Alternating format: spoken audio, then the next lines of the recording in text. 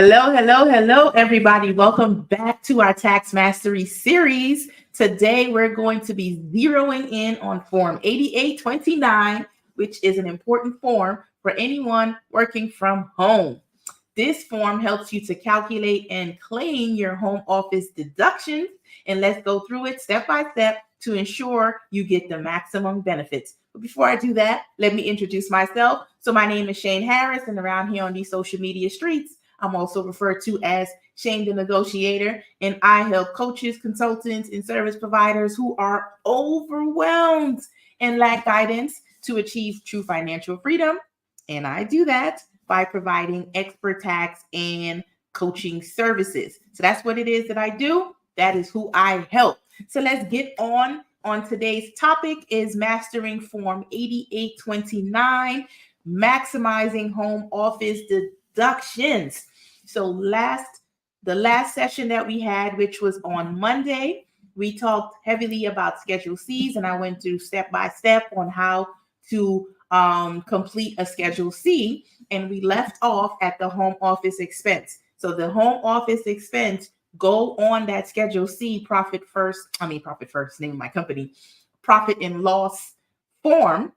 However, we did not complete the home office expense on that form because I needed to save time so that we can have a session to go over that form, because that form can be a lot by itself.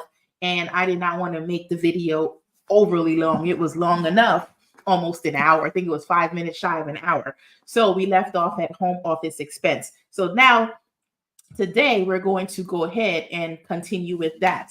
So understanding Form 8829, that is the name of the form, which is used to calculate the deductible expenses for business use of your home. So this applies if you're a sole proprietor and you use part of your home regularly and exclusively. You hear that? Regularly and exclusively for business purposes. Correctly filling out this form can significantly reduce your taxable income. So as again, when I say sole proprietor mean you are 1099, or you are operating with your EIN or your social security number, or you are a single member LLC. That's what it means when it says sole proprietor for the purpose of Schedule Cs and for this 8829 form. Okay. So eligible criteria. So before we get into the form, let's confirm the eligibility. Your home office must be exclusively used for business activities. Mixed use areas don't qualify, like your living room. Also, the home office should be the principal place of your business, meaning the primary place of your business. That's where you operate and run your business. So most of us, many of you watching this, you're going to be virtual. So this may apply to you. If you are a brick and mortar, meaning you have an office location outside of the home in a residential area somewhere or a business area somewhere, then you do not qualify for the home office expense because your expenses are going to your office. Now can be some exceptions and all that, but I'm not going to get into all of that. Seek your tax professional or hire me to be your tax professional, and we can get into that. But for this information is for the masses. So all the things that I say doesn't apply to everyone in their particular business. So you want to seek your professional, or after you invested in my services, then I can become your professional and we can go into it a little bit deeper. Okay. So let's get into that home office expense. So let me go ahead and pull it up first. Yes, let me pull that up. I was going to pull up the other form, but no, we're not going to do that. So let me share my screen. Give me 1 second to pull up the form. Okay, I think that's the right form. I got a couple forms up over here. All right, share. Okay, so you should be looking at the home office expense for business use of your home, or home office expense is what I call it. All right, so we're going to begin with part one. So part one is part of your home use for business. So lines 1 through 7. Here you'll get the detail. You'll detail the square footage of your home office, of your office and your home to calculate the business usage percentage. This percentage is important as it determines the amount of your home expenses you can deduct. So let's look at the form. And again, I'm talking to you guys over here because the camera is here, but my shared screen is on the left. So I'm going to be looking at that screen as I'm explaining it. So forgive me if my eyes are left and you see me over here. Okay. Okay, so here is the home office expense. So for this purposes, this is our practice client form. So underneath name is going to be the name of the proprietor or proprietors, which is going to be, for this particular purpose, practice client and their social security number. Or it might be an EIN number, but it's a social security number for this particular one. So part one, part of your home used for business. So area used regularly and exclusively for business, regularly for daycare or for storage of inventory or product samples. So if you are an e-commerce client or if you have products that you're selling with your business also, you may not have a home office per se, like you're sitting down, like I'm in my home office right now. You may not have that, but you may have a storage place that you're keeping your supplies that you're going to sell or resell for your business. So that is also falls into home office. So you can either have an office or an area where it's just for storage for your products, or you actually have a home office, or you have a home daycare. All of that applies to this particular form. And line one, you are going to go ahead and put the area used regularly for business, daycare, or storage. So we're going to go ahead and put in line one what that, we're going to figure out what that area is. So total area of your home would be on line two. So we have one. One is the square footage of your office, the storage area, whatever. And mine, I think I forget exactly off my head. I think it's like 480 square foot is this particular home office. I'm just going to say 500 rounded up for easier math. So for our sample, we're going to use my home office. The square foot is 500 square feet. So for line two, line one, that's where you're going to put that. So I'm actually going to input that data in here as well, if I can. I'm going to pause for a second so I can fix it where I can input the data so that we can do this as I go along. Okay, I am back. So I have to fix some information over here so that you guys can see it on the form. So now that I have everything all set up here, let me go ahead and put that in. So first, it's going to ask the date. On my software, it's going to ask you the date the home was first placed in service. So I'm just going to put January 1st, 2023 on here just for the purposes here. It's not for anything else. 1st, 2023. And then the area square foot of the home. So my area, as I said, we're going to use that 500 square feet. And as I'm entering this information, you'll see it popping up on here. So area 500, area, enter the area of home used regularly for the daycare. Oops, wrong area. I put it in the wrong place. It is 500 for the area regularly used for daycare. And enter the total area of the home. So we're going to say 3,000. I'm just going to put a number in there. Or let's do 2,500 for easier math. We're going to put 2,500. So the total area of the home. So here it is. We have it. So number one is the 500 is the area of the home used for business. So that's the office area is 500. Total area of the home is 2,500. So the total line three, where it says total area, line three, it said divide line one by 2 and enter the result as a percentage. So you're going to take line one and divide that by line 2. So it gives you 20%. 500 goes into 2,500, 20%. So that is the area of your home that you can deduct is 20% of your home. So we're going to go down to line, and it says for daycare facilities not used exclusively for business, go to line 4. All others go to line 7. So we're not talking about daycare facilities right now. We're talking specifically for home office. And I apologize. S's, it trips me up sometimes. I don't know if I got a heavy tongue or whatever it is, but these S's gets me every time. I have to really slow it down and think about it before I can get it out correctly. So anyways, number 4, On line 4, and I say number 4, I mean line. Line 4, multiply the days used for daycare during the year, hours used. So we're not doing daycare. We're not worrying about that. If you started or stopped using your home for daycare during the year, the instructions, again, we're not using daycare, worry about that. And I'm going through the line, so I'm telling you what it is when you're reading this.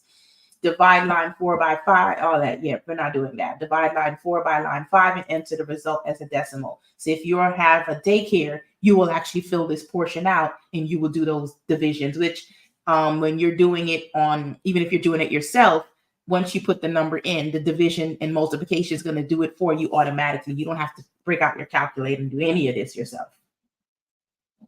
Okay, number 7, business percentage for daycare facilities not used exclusively for business, multiply by line 6. Multiply line 6 by line 3. Enter the result. So none of that matters. We have 20% as what we're working with here. So now we're going to go on to part 2, which this is where it starts to get juicy because you actually start to write things off now at this point.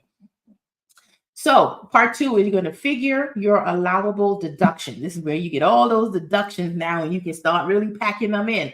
If you have the appropriate amount, the correct bookkeeping, if you did your bookkeeping, if you had your records, if you kept detail, a neat organized folder with all of your business's income and expenses in a nice place, this is going to be beneficial to you to extract this information from. Now, when it comes to your home office, this is what you use personally outside of the business, but it was for the business, if that makes any sense. So it's what you spend. Your business couldn't directly write this stuff off, so you couldn't use the business bank account to pay your rent or pay your mortgage or pay the utility cost and all of those things. You couldn't do that unless your business was a business like Airbnb, where the entire place was for Airbnb only. Then the business can write that off 100%.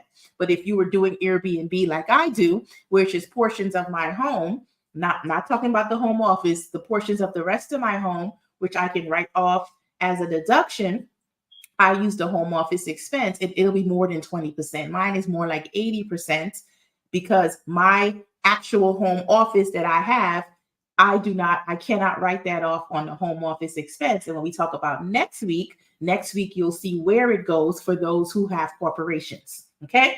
So if it's like an Airbnb or something that you're using that space directly for business, you don't fill out the home office expense. It goes on your business deductions and profits and loss, which is the Schedule C. Everybody else, for the home office, this is where you get to write off that mortgage, your rent, your utilities, your phone calls, and all those things that your business couldn't write off. Okay. So now let's go into line 8. So this is where you're going to write off mortgage interest, your insurance, utilities, repairs, and depreciation of the home, and so forth. Now, if you're renting, of course, you're not going to be able to take depreciation because you don't own the home and you're not actually paying their mortgage, so you won't be able to do depreciation. Only if you own the home, you'll be able to deduct the depreciation. Okay. All right. So let's go into number 8. So number 8, it says enter the amount from Schedule C, line 29, plus any gain derived from the business use of your home, minus any losses from the trade of your business, not derived from the business use of your home. So your Schedule C is going to transfer over here. So whether it's a positive number or a negative number, it doesn't matter. It could have been negative 6987. Or it could have been positive, which it is right now, 6987, which is showing profits, or it can be showing a loss. Where did this 6987 coming from? As I said, we're piggybacking off of Monday's recording where we talked about the Schedule C. And after we did all of those deductions on the Schedule C, your business was profitable of 6,987. Remember, I said, remember that number, and you probably forgot it, or you're probably watching this before you watch that. So I'm explaining to you where that number came from. We didn't just pull it out of thin air. We actually worked the sheet and we got profit. Our income is 6987. So that's where you start. It's a starting point for this home office expense. So everything is now going to be deducting from that. All right, so number 9, we have casualty losses. Then we have deductible mortgage interest. The casualty losses is self-explanatory. Deductible mortgage interest, that's where you're going to put. So you see, as you can see, they have direct expenses and indirect expenses.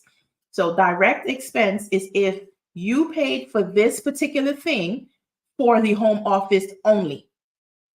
If you pay for it for the entire home, then it has to go under indirect, because then the percentage will apply. You can only write off up to the square footage that you are the office or the storage space is. So for ours is 20%. If it's indirect, 20% is our write-off, our deductible window that we have. Direct expenses is if it's directly for the home, for that particular office, for the storage or whatever, then you put the direct expense. So for instance, let's say your mortgage interest was, I say $3,000 was your mortgage interest. So you would put that under direct expense if it was only for your home office. Now, which is likely that's not going to be the case unless you insure just your home office by itself. And I usually don't see that. You would put that number there. But since it's for the indirect expense and you put that 3,000 in, then it would only apply for 20%. So we're going to go ahead and put a number in. So let me scroll down. So the screen that you guys are seeing, I'm using a different one because I have to input the data on there. So let's go down to deductible mortgage interest, and this is going to be indirect. So we're going to put 3,000 as our amount, and 20% of that is going to give us $600. So let me see if it's showing that. Yes, it is. It's showing 600 there. So as we start doing the calculations and everything, the 6987 is going to start decreasing. As you can see on line 28, it went down to 6387. But we didn't get there yet. I'm just kind of showing you. Kind of cool information, isn't it? All right. So then we're going to go to line, let's see where we are, because I'm back and forth on different screens. I have to go see what you guys are seeing, and then I have to go look at the other one that I'm looking at. So real estate taxes, if there's any real estate taxes, then you would put that. Did you pay real estate taxes, either direct or indirect? For this particular one, we're not going to put anything under real estate taxes. So number 12, we're going to add lines 9, 10, and 11, and then we're going to get that total, which we did. And then on line 13 is going to give you the amount of 600, which flows through to line 14. So line 15 is going to give you the new amount, 6387, just on that portion alone. So we're not done. There's more stuff to write off. So let's go on to 16, excess mortgage interest. If you paid an additional mortgage interest, then you would put that information there, which is it's not usually common. So we're not going to fill most of this stuff up because it's not common things that happen. These are special circumstances that would happen to, then you would fill this out. Otherwise, you'll just be skipping this. Excess real estate taxes. If you have excess, then you put it there. So insurance, how much did you pay for your insurance?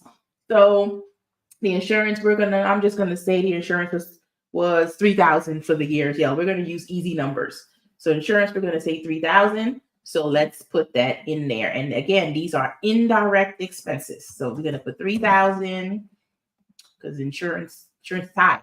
So rent or mortgage. So you're going to take your calculator out and you're going to figure out what your mortgage is or what your rent is. And then you're going to multiply it by 12. So my mortgage is $1,502 and some cents, but we're going to just leave it at $1,502 and multiply that by 12. So it's going to be $18,024. So underneath rent, and whether it's a mortgage or rent, it goes on the same thing. It's on rent. So that's $18,024. So let's go on down to repairs and maintenance. Did you do any repairs or maintenance to your home? If it was for the office area only, like say I had a flood that happened in here and I had to get that fixed and it was only in my home office, well, that is directly related to the home office. I can put a direct expense. So I'm going to put a direct expense on here just so you can see what that look like. So I'm going to say, I had to do something in here. I had a little flooding and I took care of that. and it cost me $500. So I'm just gonna put that in there. So that's a direct expense. So it'll give me, I can write that entire 500 off versus it being divided up into 20%. So we're going to put repair and maintenance because in the rest of the home, you might have other things that you have done. So let me list out some things that I know I did this year. I had a pipe broke outside and my water bill was increasing. I had to pay for that. I don't remember exact numbers right now. I'm just going to round up and make up numbers, but I'm just kind of calling out some things so you can kind of get ideas of what it is that you can put in this repair and maintenance. So that the pipe outside broke. I didn't notice for 2 months because my water bill kept increasing, and I'm calling them like, why is my water bill $500? Why was it $300 the month before? And it's normally like 60 something dollars a month. It was like, you might have a leak. So sure enough, I got the plumbers out to check it out. I had a leak and I had to pay for that. So I think it was somewhere close to $3,000. So we're going to go with $3,000. So $3,000 is what for that. Then I had to call the sub pump for the Airbnb space. That was I had to fix that. I don't remember exactly what that was. I'm just going to put $1,500. Now that was a direct expense for the Airbnb space. So I guess for that we can actually put $1,500. Put that on here, $1,500. So for the water bill, I'm going to put $3,000 on there for the indirect. And utilities. So how much is your utilities? So I'm just going to make up a number because, between water and water, gas, electric, trash, whatever else that you may have, you put utilities. And if you're using your phone, so if your business is writing off your phone, you can double dip and put it over here. Only if your business is writing off your phone, because your phone is 100% for your business, then you can write it off underneath the business. If you're using your business for personal and you're using it for business, then you can put utilities because you're only going to get the 20% of that. You add your phone in on the 20% of it for your phone. So I'm just going to make up a utilities and I'm going to say 3,000. We're making everything 3,000.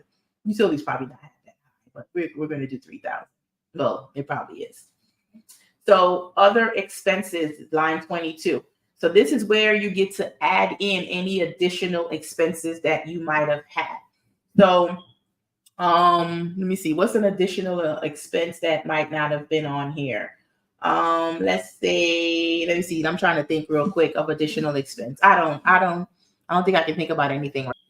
Okay. So for additional expense, we're not going to put the phone under utilities. I'm going to put additional expense and I'm going to put phone. And the reason why I'm putting phone is because 20%, if you put it underneath utilities, you're only going to be able to deduct 20% of that. So if you put it by itself and you put the direct expense or the indirect expense, you can actually put an amount. So let's just say you use your phone 80% for business. So you would have to calculate that up. So let's just say our phone bill for the year. So let's just say your bill is average around $150 a month. And so for the year, that's $1,800. And you've been using 80% of that for your business. So I'm going to multiply that by 80%. So that's $1,440. So we're going to put $1,440 as a direct expense for your phone because we don't want to put it underneath the indirect because you're only going to get 20%. And I said, if you're keeping accurate records, then you can do stuff like this. Or if you come to professionals, we can help you take care of this. Don't just make up numbers. You have to actually have records for this to prove it. If they go back and audit your phone log should show most of the times 80% or whatever percentage that you come up with, that is for business and the rest was personal. Okay. So that's an example of other expenses. And then you put the amount in there.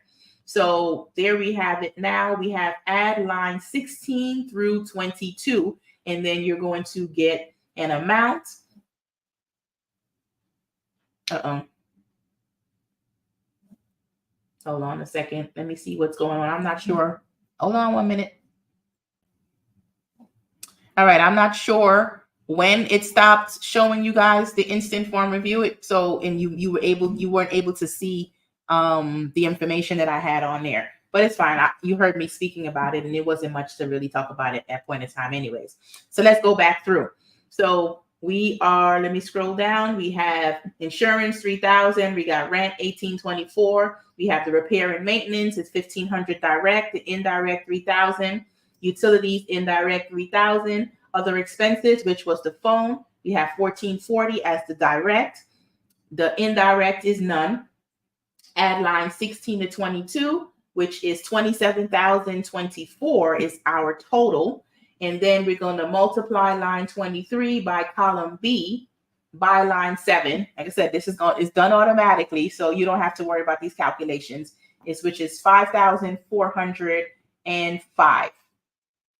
So let's go down, line 25. Carry over from prior years operating expenses. So if you did this home office last year, and there's limitations, and if say you had some amounts that you couldn't 100% write off, and therefore it would carry over to the next year, you would look at your last year's tax return and see if you have any carryovers, and you would add it to line 25.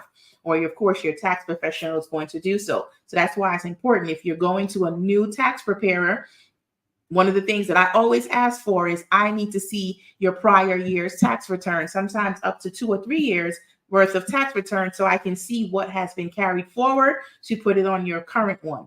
Then if you also need to be looking at your previous year's tax return so you can see what carried forward, because you guys miss out on deductions because you don't look at those carry forwards.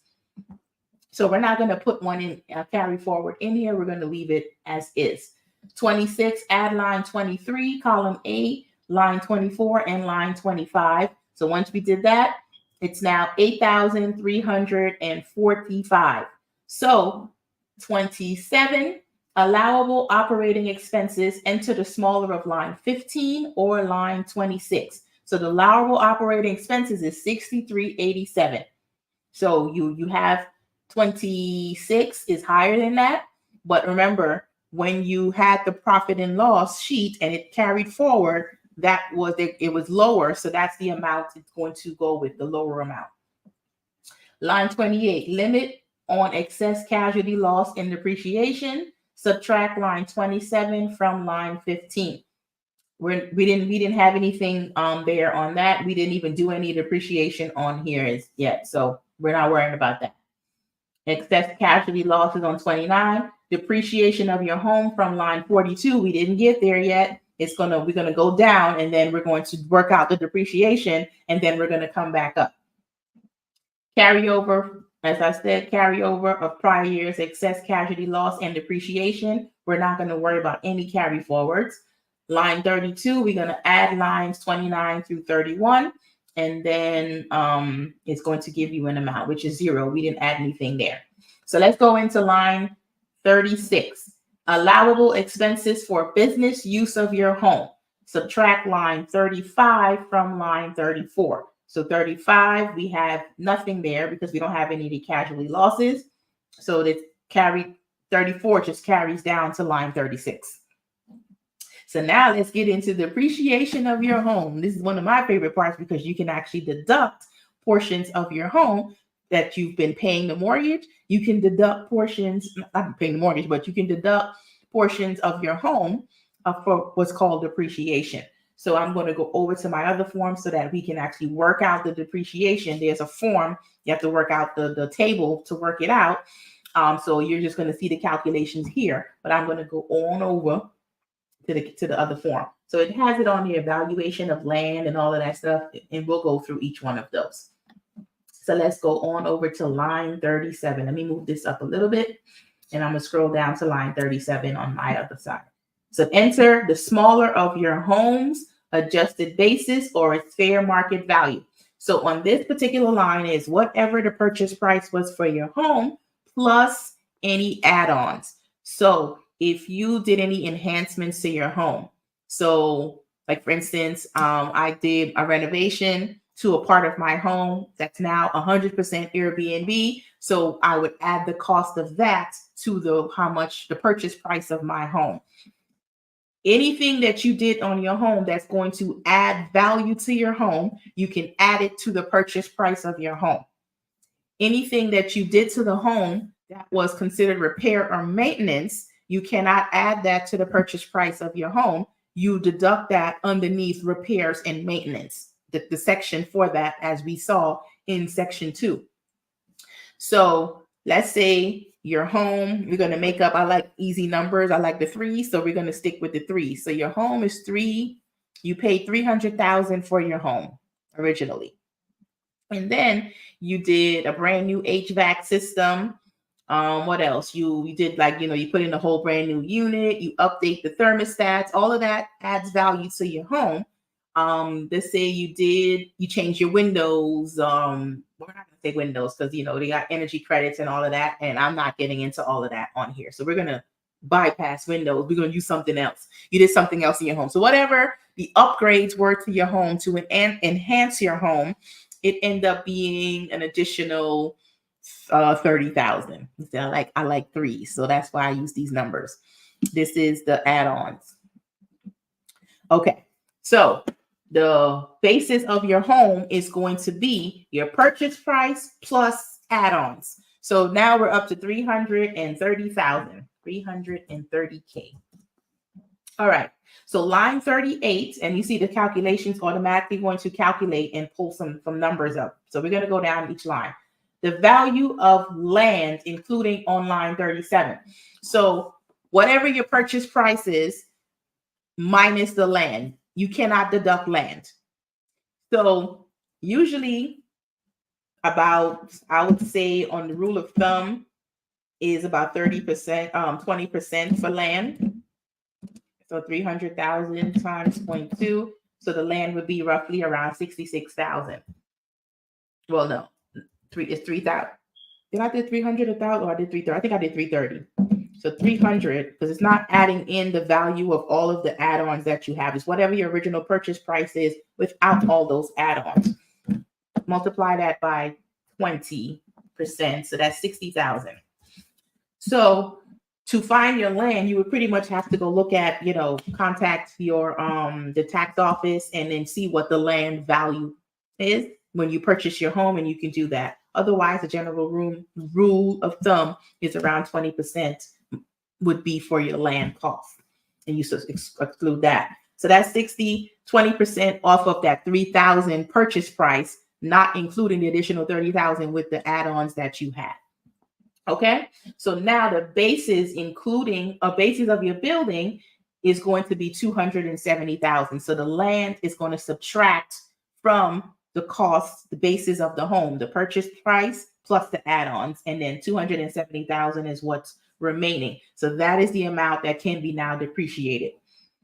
Basis, line 40, business basis of building, multiply line 39 by line 7. So of course it's going to give you fancy calculations and all of that. So don't worry about that. The software, when you're using the software, it's going to do these calculations automatically for you. All right, enter the date placed in service. So in order to, I have to put the date placed in service to get the percentage, the depreciation percentage. So when you're looking on that form, you see line 41, depreciation percentage. So where it says see instructions where it tells you what you need to put in there. So if you're looking at the form, you can go on the IRS site and pull up this form 8829 and look at the instructions on how to complete it, which is very tedious. That's why I say get with the professionals, so we don't have to look this stuff up. We can just do this in our sleep. So we're going to enter the date placed in service. I'm just going to use January 1st, as I mentioned earlier. January 1st, 2023 is the date. So it's going to calculate and give me the depreciation. So if I change this date, you see it gave me a depreciation of 1329 is how much the depreciation is. The percentage is 0.02461. That's a percentage. 1329 is the depreciation. So if I change that date to the year before, 2022, the numbers change. So the earlier you placed it in service, the numbers are going to calculations may be a little bit different. So we're going to use 2023. It's 1329. Okay, so let's go down to part 4. So, excuse me. Hold on one second. So we got 3029. So part 4 is carryover of unallowed expenses to 2023. So this is where you have any amount. Remember, I told you on the other, when we were up further up, we'll be talking about carryovers that we were going to use from the year prior, which was 2022. So if we had carryovers from 2022 that you couldn't use up in 2022 when you filed as taxes, then you can carry forward to 2023. For this particular example, this particular section, if you have carry forward in 2023 that you cannot use up in 2023, you're going to carry that over to 2024. So when you file your taxes in 2025 and you be filing for tax season for 2024 taxes, you would have this carryover. So the carryover operating expenses, subtract line 27, which is further up from line 26. So let's go up. Line 27 was 6387. That was how much your profit was from the Schedule C. And line 26 is 8345. That is how much you were able to, you accumulated for your home office expense. So when you subtract the 6387 from 8345, it gives you 1958. So that is the amount, because you cannot write off or deduct more than your profits. You can deduct up to, but not over. So you have an overage of 1950 of where we are. We have 1958, and then excess casualty loss and depreciation. The excess, is 1329. So you'll be able to write off 1958, but the excess that's going to be carried forward to 2024 is 1329. Okay. So you see here as we go down to the further down, you see where it says Form 8829, line 21, other expenses. Now this is when we put phone in there. So this is telling the IRS what that other expense was. So if you just put a number there without putting exactly what it is, it's going to trigger an alert, and the IRS is likely going to audit your account, because they're going to know, well, what did you deduct for 1440? Or if you had phone in there and you had, let's say you had 15,000 in there, then it'd be like, hold up, what kind of phone bill she got for 15,000? Especially if you didn't have employees or whatever, they weren't using your phone. They're going to want to know that. So these are just some examples of how audits can potentially be triggered because of information that is missing from the tax returns. So that's pretty much in a nutshell how you complete the Schedule C. Okay, so let's go back to line 36 to 42 in part 2. So depreciation is a little bit complex. It involves the cost of other bases of your home and factors in the business use percentage. So you might want to consult with a professional, as I said, for this part, especially if it's your first time claiming your home office depreciation, because I showed you how to get those numbers, but you don't want to make these things up. You're going to get frustrated when you can't find your land, when you contact your tax office and you're like, I need to find out for the land, and you get to run around. You don't know where to look for. You don't know where to look for it. You don't know within your documentation where to find the land. You're going to get frustrated and you're going to make up a number. And I don't want you to do that.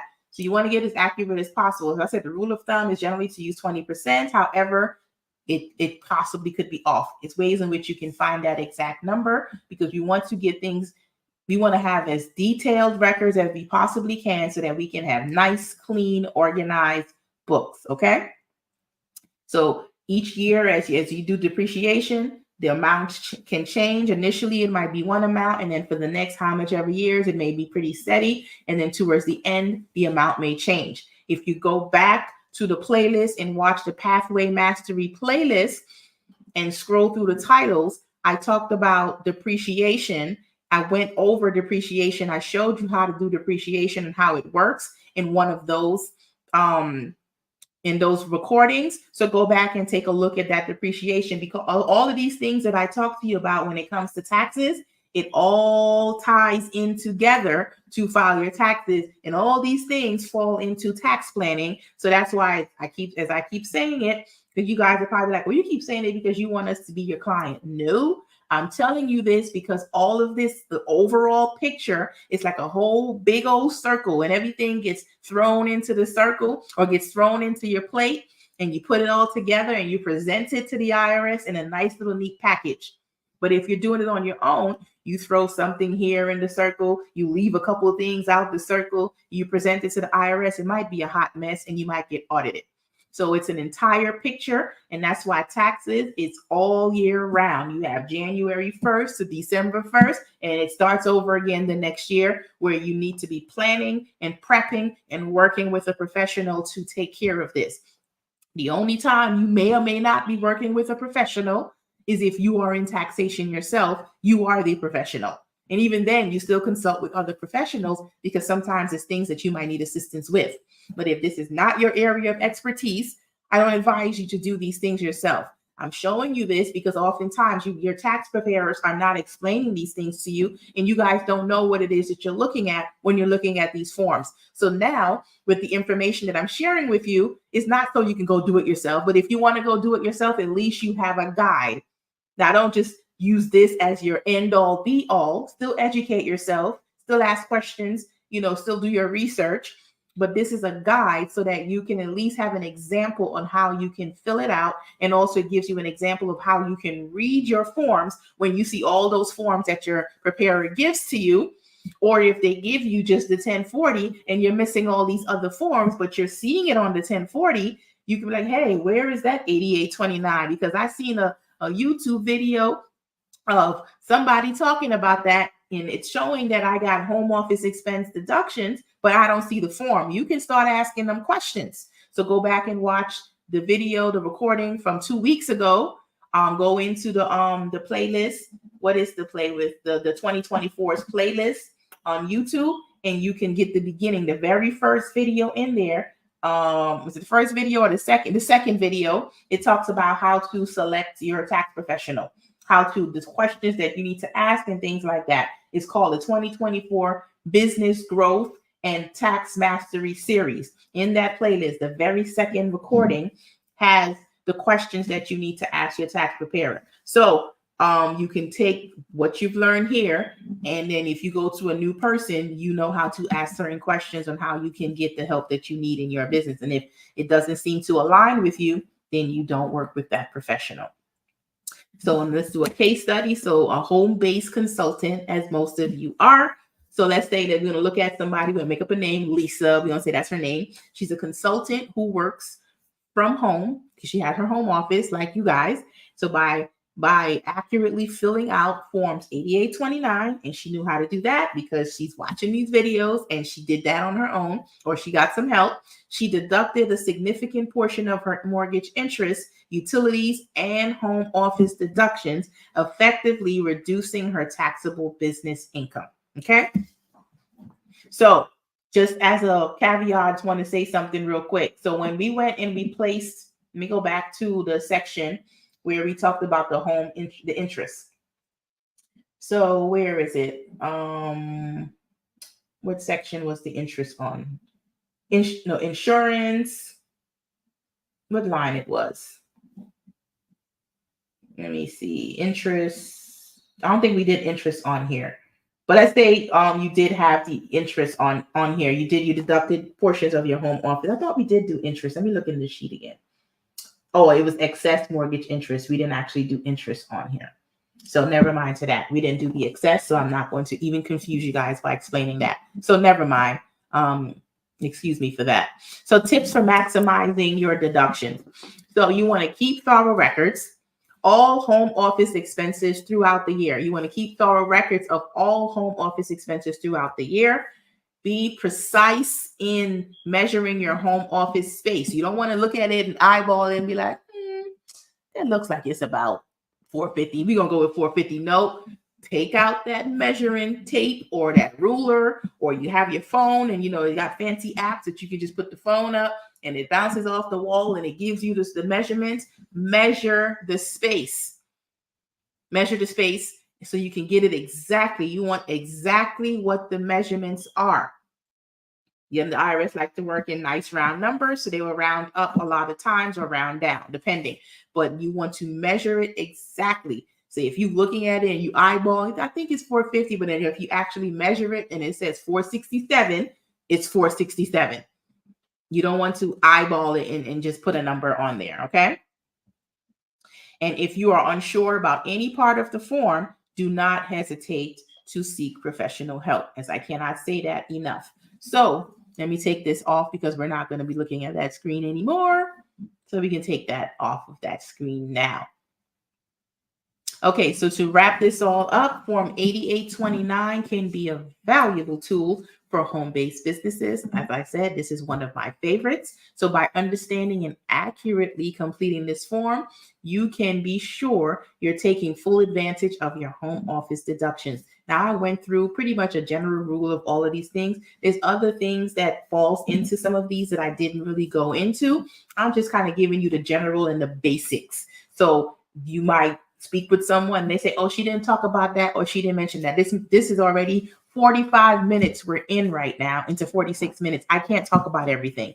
So I gave you the meat and potato of a lot of things, but there's still some celery and carrots and things that needs to get thrown on into the pot so we can have our nice little meal. So I just gave you a little something to hold you over. That's going to give you what you need, but there's still pieces missing. So definitely get with somebody. You can reach out to me. My link is going to be available to you so that you can get some help with this, i.e. we do it for you. So in our next session, we're going to explore accountable plans for corporations and essential strategy for managing employee reimbursements. This is vital for any business looking to optimize their tax benefits. Now, remember when I said a little bit about maybe 20 or so minutes ago, when I said I have the Airbnb, so I use the home office expense sheet, but my actual office, which is Profit First Taxes, that deals profit, is mainly Profit First Taxes and Self Before Abundance that I'm working with here, and those are corporations. I cannot write off the office as a corporation under the home office expense. I can do that by using what's called an accountable plan. And next week, I'm going to go over what the accountable plan is and how this can get set up for your business and how you can start using it in your business to write off these home office expenses. Your business can write this off as a deduction and you can get this money back tax-free and you don't have to pay any taxes on it. Okay. So you definitely want to show up on Monday where we're going to be talking about the accountable plans that is going to be used for corporations. And that corporations, like if you're a S Corp or a C Corp, because you take the election or something like that. So if you have ink in your business anywhere, or like I said, you did that S Corp or C Corp election, this is going to be the session for you. And for everybody else, you may not be there yet, but you might still want to come back and listen to this information because you're going to take that S Corp or that C Corp election at some point in time in your business. Particularly if you are service-based business, you are likely going to move up to an S Corp or C Corp at some point in time. Okay, so in closing, thank you for joining me in today's session. If you found it helpful, please like, share, and subscribe to the YouTube channel. Every deduction counts in maximizing your tax savings. And I'll see you next time on the next one, and go back and watch those previous, the Pathway Mastery or the brand new one for 2024, where we started off the year. So far, we're about 4 or 5 lives in for this year, but last year is quite a few in that playlist for last year. Let's see. Last year, the Pathway to Financial Mastery, we got 23 sessions in there. This time right now, so we got about 5 in there, and it's going to continue on through April, when I'm going to end this playlist and we're going to start a new one. Okay, so I hope you guys enjoy this. Again, like, share, and subscribe to the channel. Share it with somebody, then have them share it with somebody so we can get this information out. And until I see you next time, you guys enjoy the rest